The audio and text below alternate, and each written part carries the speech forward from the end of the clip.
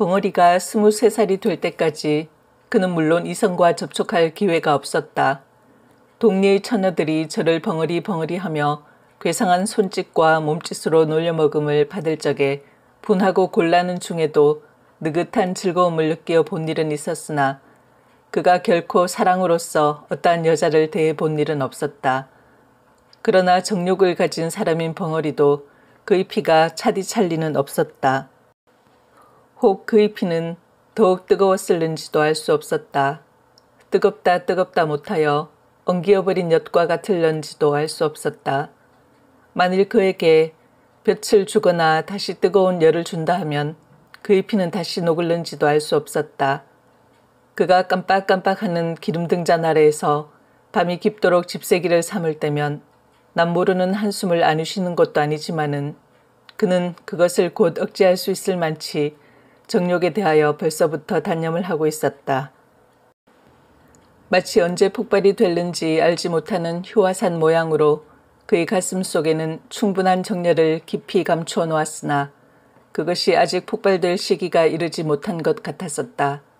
비록 폭발이 되려고 무섭게 격동함을 벙어리 자신도 느끼지 않은 바는 아니지만은 그는 그것을 폭발시킬 조건을 얻기 어려웠으며 또는 자기가 여태까지 능동적으로 그것을 나타낼 수가 없을 만치 외계의 압축을 받았으며 그것으로 인한 이지가 너무 그에게 자제력을 강대하게 하여 주는 동시 또한 너무 그것을 단념만 하게 하여 주었다.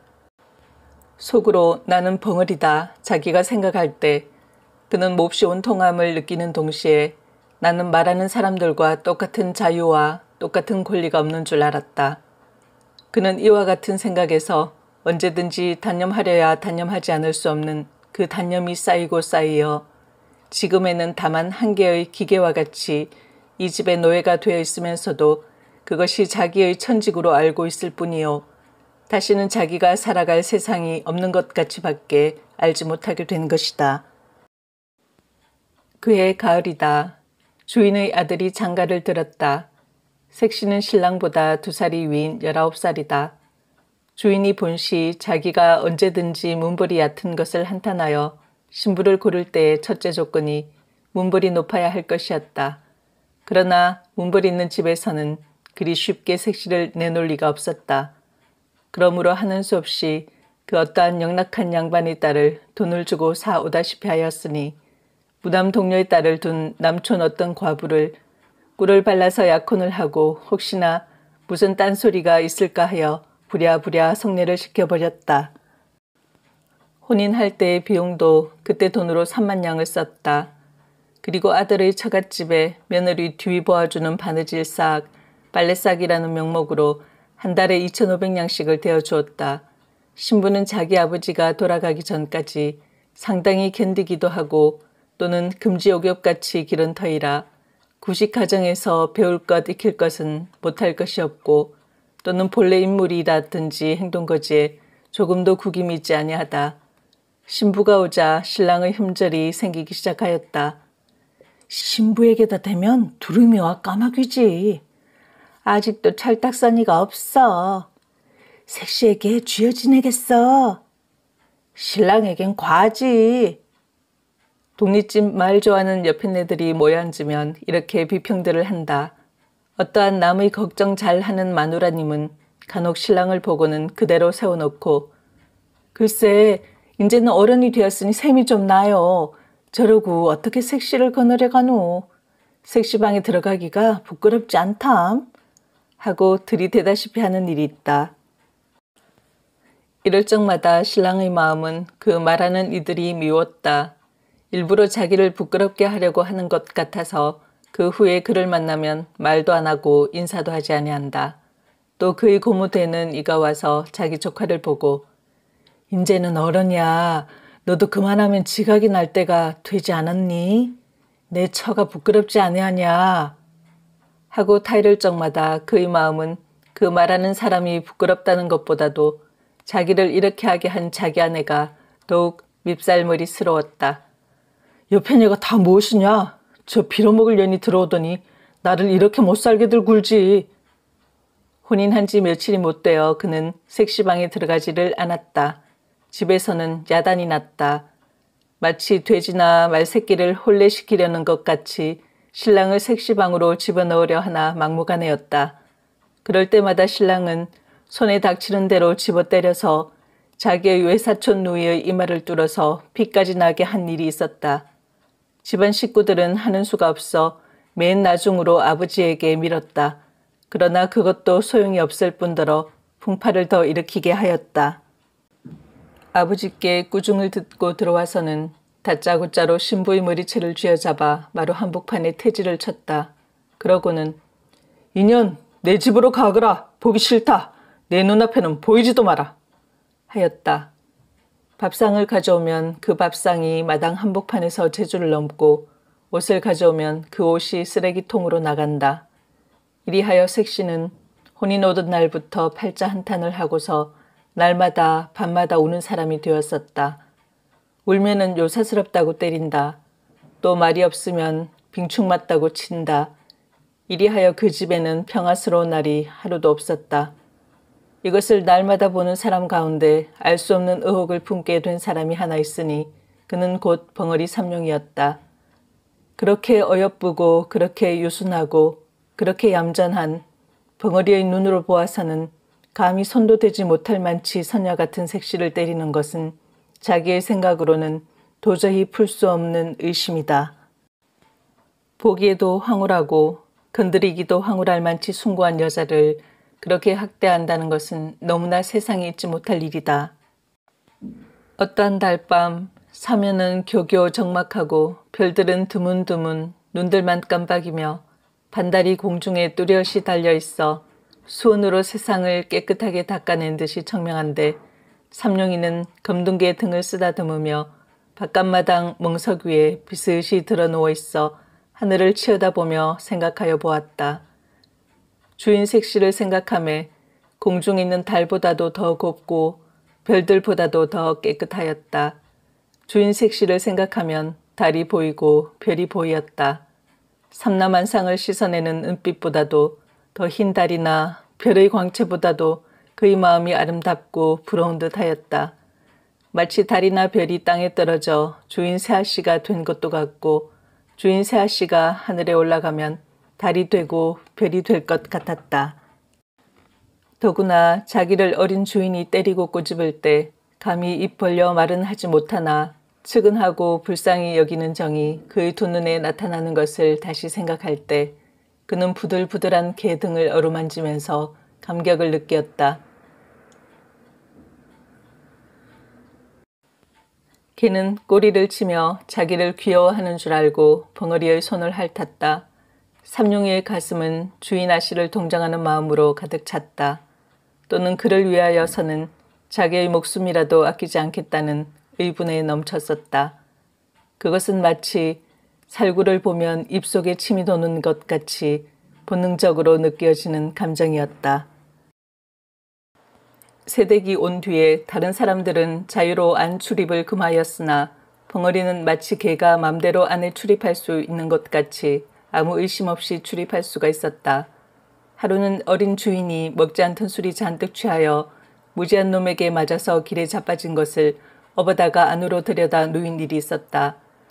그때에 아무도 안에 있지 않고 다만 새색시 혼자 방에서 바느질을 하고 있다가 이 꼴을 보고 벙어리의 충성된 맘이 고마워서 그 후에 쓰던 비단 헝겊 조각으로 붓이 쌈지 하나를 하여준 일이 있었다. 이것이 새서방님의 눈에 띄었다. 그래서 색시는 어떤 날 밤에 자던 몸으로 마당 복판에 머리를 푼 채 내동댕이가 쳐졌다. 그리고 온몸에 피가 맺히도록 얻어맞았다. 이것을 본 벙어리는 또다시 의분의 마음이 뻗쳐 올라왔다.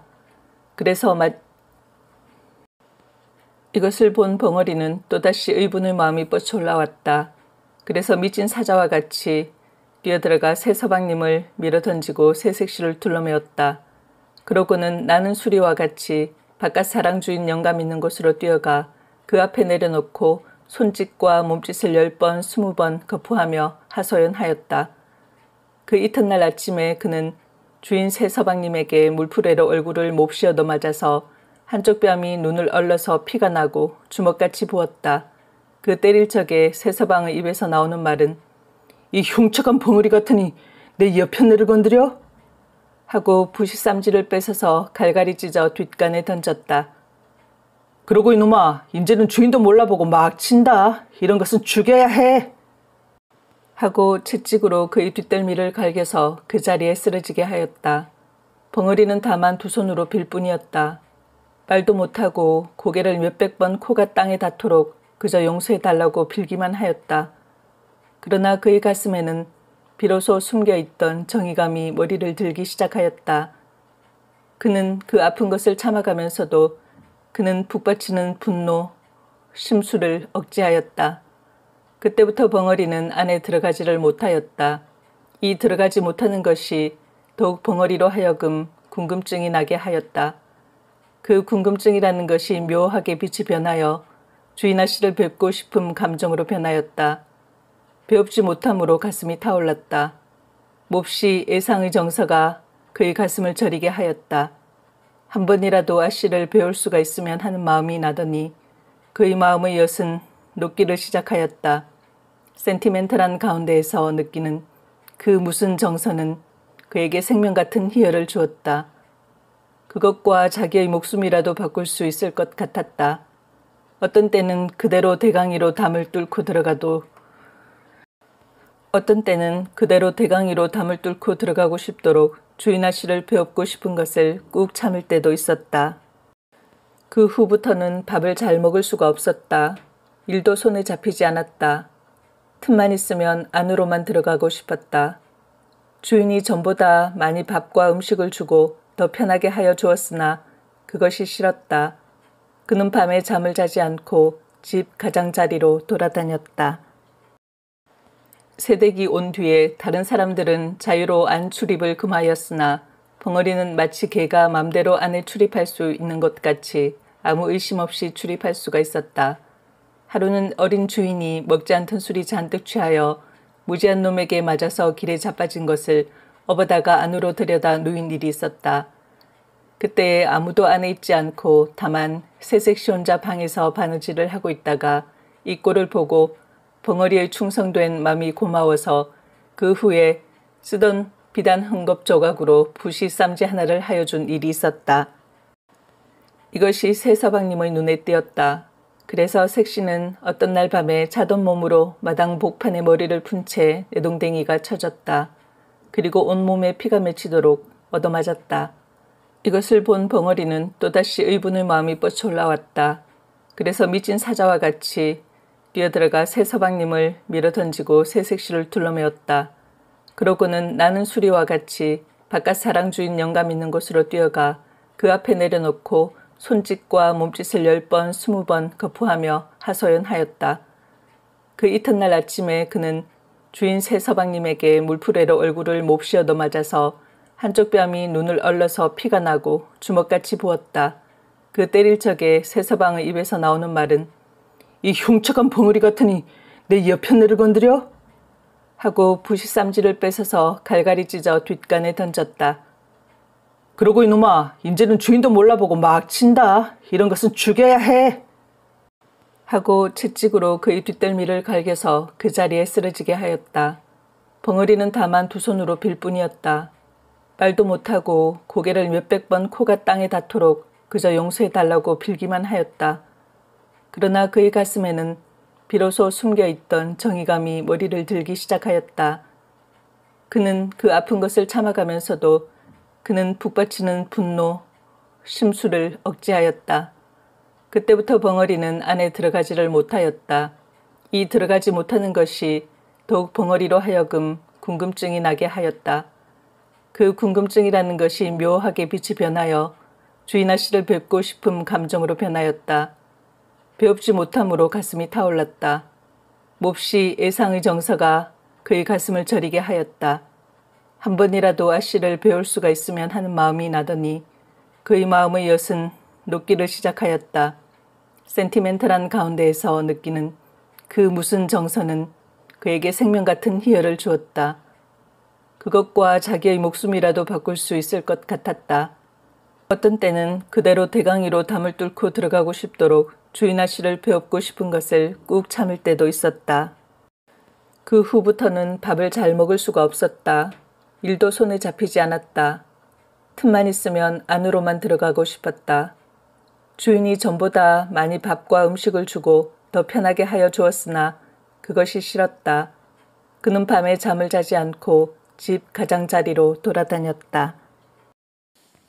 하루는 주인 새서방님이 술이 취하여 들어오더니 집안이 수선수선하여지며 계집 하인이 약을 사러 갔다 들어오는 것을 보고 그 계집 하인을 붙잡았다. 그리고 무엇이냐고 물었다. 계집 하인은 한 주먹을 뒤통수에 대고 얼굴을 젊다고 하는 뜻으로 쓰다듬으며 둘째 손가락을 내밀었다. 그것은 그 집 주인은 엄지손가락이요 둘째 손가락은 새서방님이라는 뜻이요 주먹을 뒤통수에 대는 것은 여편네라는 뜻이요 얼굴을 문지르는 것은 이쁘다는 뜻으로 벙어리에게 쓰는 암호다. 그런 뒤에 다시 혀를 내밀고 눈을 뒤집어 쓰는 형상을 하고 두 팔을 쫙 벌리고 뒤로 자빠지는 꼴을 보이니 그것은 사람이 죽게 되었거나 알을 적에 하는 말 대신의 손짓이다. 벙어리는 눈을 크게 뜨고 계집 하인에게로 한 발자국 가까이 들어서며 놀라는 듯이 멀거니 한참이나 있었다. 그의 가슴은 무섭게 격동하였다. 자기의 그리운 주인아 씨가 죽었다는 말이나 아닌가. 그는 두 주먹을 마주치며 한숨을 쉬었다. 그러고는 자기 방에 들어가 무엇을 생각하는 것처럼 두어 시간이나 두 눈만 껌뻑껌뻑하고 앉았었다. 그는 밤이 깊어갈수록 궁금증 나는 사람처럼 일어섰다 앉았다 하더니 2시나 되어 바깥으로 나가서 뒤로 돌아갔다. 그는 도적놈처럼 조심스럽게 바로 건넌방 뒤 미닫이 앞담에 서서 주저주저 하더니 담을 넘었다. 가까이 창 앞에 가 서서 문틈으로 안을 살피다가 그는 진저리를 치며 물러섰다. 어두운 방에 그의 손과 발이 마치 그 뒤에 서 있는 감나무 잎같이 떨리더니 그대로 문을 박차고 뛰어들어갔을 때 그의 팔에는 주인아 씨가 한 손에 기다란 면주 수건을 들고서 한 팔로 벙어리의 가슴을 밀치며 버팅기었다. 벙어리는 다만 눈이 동그래서 에헤 소리만 지르고 그 수건을 뺏으려 애쓸 뿐이다. 집안이 야단났다. 집안이 망했군. 어디 사내가 없어서 벙어리를. 어떻든 알 수 없는 일이야. 하는 소리가 이 구석 저 구석에서 수군댄다. 그 이튿날 아침에 벙어리는 온몸이 진익인 것이 되어 마당에 거꾸러져 입에서 피를 토하며 신음하고 있다. 그 곁에서는 새서방이 쇠전 몽둥이를 들고서 문초를 한다. 이놈! 하고 음란한 흉내는 모조리 하여가며 건넌방을 가리킨다. 그러나 벙어리는 손을 내저을 뿐이다. 또 몽둥이에는 살점이 묻어나왔다. 그리고 피가 흘렀다. 벙어리는 타들어가는 목으로 소리도 못하며 고개만 내젓는다. 그는 피를 토하고 고꾸라지며 이마를 땅에 비비며 고개를 내흔든다. 땅에는 피가 스며든다. 새서방은 채찍 끝에 나무뭉치를 달아서 가슴을 훔쳐 갈겼다가 힘껏 잡아 뽑았다. 벙어리는 그대로 고꾸라지며 말이 없었다. 새서방은 그래도 시원치 못하였다. 그는 어제 벙어리가 새로 갈아놓은 낫을 들고 달려왔다. 그는 그 시퍼렇게 드는 낫을 번쩍 들었다. 그래서 벙어리를 찌르려 할제 벙어리는 한 팔로 그것을 받았고 집안 사람들은 달려들었다. 벙어리는 낫을 뿌리쳐 뺏어서 저리로 던지고 그대로 까무러쳤다. 주인은 집안이 망하였다고 사랑에 누워서 모든 일을 들은 채 만채 문을 닫고 나오지를 아니하며 집안에서는 색시를 쫓는다고 야단이다. 그날 저녁 때 벙어리는 다시 끌려 나왔다. 그때에는 주인 새서방이 그 입던 옷과 신짝을 주며 눈을 부릅뜨고 손을 멀리 가리키며 가! 인제는 우리 집에 있지 못한다! 하였다. 이 소리를 듣는 벙어리는 기가 막혔다. 그에게는 이 집 외에 다른 집이 없다. 이 집 외에는 살 곳이 없었다. 자기는 언제든지 이 집에서 살고 이 집에서 죽을 줄 밖에 몰랐다. 그는 새서방님의 다리를 껴안고 애걸하였다. 말도 못하는 것을 몸짓과 표정으로 간곡한 뜻을 표하였다. 그러나 새서방님은 발길로 지르고 사람을 불렀다. 이놈을 내쫓아라! 벙어리는 죽은 개 모양으로 끌려나갔다. 그리고 대강팽이를 개천 구석에 들이박히면서 나가 곤드라졌다가 일어서서 다시 들어오려 할 때에는 벌써 문이 닫혀 있었다. 그는 문을 두드렸다. 그의 마음으로는 주인 영감을 찾았으나 부를 수가 없었다. 그가 날마다 열고 날마다 닫던 문이 자기가 지금은 열려 하나 자기를 내쫓고 열리지를 않는다. 자기가 건사하고 자기가 거두던 모든 것이 오늘에는 자기의 말을 듣지 않는다. 어려서부터 지금까지 모든 정성과 힘과 뜻을 다하여 충성스럽게 일한 값이 오늘의 이것이다. 그는 비로소 믿고 바라던 모든 것이 자기의 원수가 된 것을 알았다. 그는 그 모든 것을 없애버리고 자기도 또한 없어지는 것이 나은 것을 알았다. 그날 저녁 밤은 깊었는데 멀리서 닭이 우는 소리와 개 짖는 소리뿐이 들린다. 난데없는 화염이 벙어리 있던 오생온 집을 에워쌌다. 그 불은 미리 놓으려고 준비하여 놓았는지 집 가장자리로 쭉 돌아가며 흩어놓은 풀에 모조리 돌라붙어 공중에서 내려다 보면은 집의 윤곽이 선명하게 보일 듯이 불이 타오른다. 불은 마치 피 묻은 살을 맛있게 잘라먹는 요마의 혓바닥처럼 날름날름 집 한 채를 삽시간에 먹어버렸다. 이와 같은 화염 중으로 뛰어들어가는 사람이 하나 있으니 그는 다른 사람이 아니라 낮에 이 집을 쫓겨난 삼룡이다.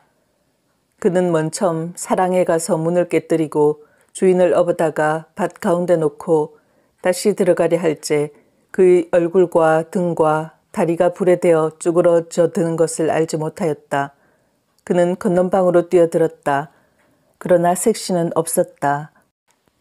다시 안방으로 뛰어들었다. 그러나 또 없고 새 서방이 그의 팔에 매달리며 구원하기를 애걸하였다. 그러나 그는 그것을 뿌리쳤다. 다시 석가래가 불이 시뻘겋게 타면서 그의 머리에 떨어졌다. 그의 머리는 홀랑 벗어졌다. 그러나 그는 그것을 몰랐다. 그는 부엌으로 가보았다. 거기서 나오다가 문설주가 떨어지며 왼팔이 부러졌다. 그러나 그것도 몰랐다. 그는 다시 광으로 가보았다. 거기도 없었다. 그는 다시 건넌방으로 들어갔다. 그때야 그는 새아씨가 타 죽으려고 이불을 쓰고 누워있는 것을 보았다. 그는 새아씨를 안았다. 그러고는 불길을 찾았다. 그러나 나갈 곳이 없었다. 그는 하는 수 없이 지붕으로 올라갔다. 그는 비로소 자기의 몸이 자유롭지 못한 것을 알았다. 그러나 그는 자기가 여태까지 맛보지 못한 즐거운 쾌감을 자기의 가슴에 느끼는 것을 알았다. 새아씨를 자기 가슴에 안았을 때 그는 이제 처음으로 살아난 듯하였다. 그는 자기의 목숨이 다한 줄 알았을 때 그 새아씨를 자기 가슴에 힘껏 껴안았다가 다시 그를 데리고 불 가운데를 헤치고 바깥으로 나온 뒤에 새아씨를 내려놓을 때에 그는 벌써 목숨이 끊어진 뒤였다. 집은 모조리 타고 벙어리는 새아씨 무릎에 누워 있었다. 그의 울분은 그 불과 함께 사라졌을는지 평화롭고 행복스러운 웃음이 그의 입 가장자리에 엷게 나타났을 뿐이다.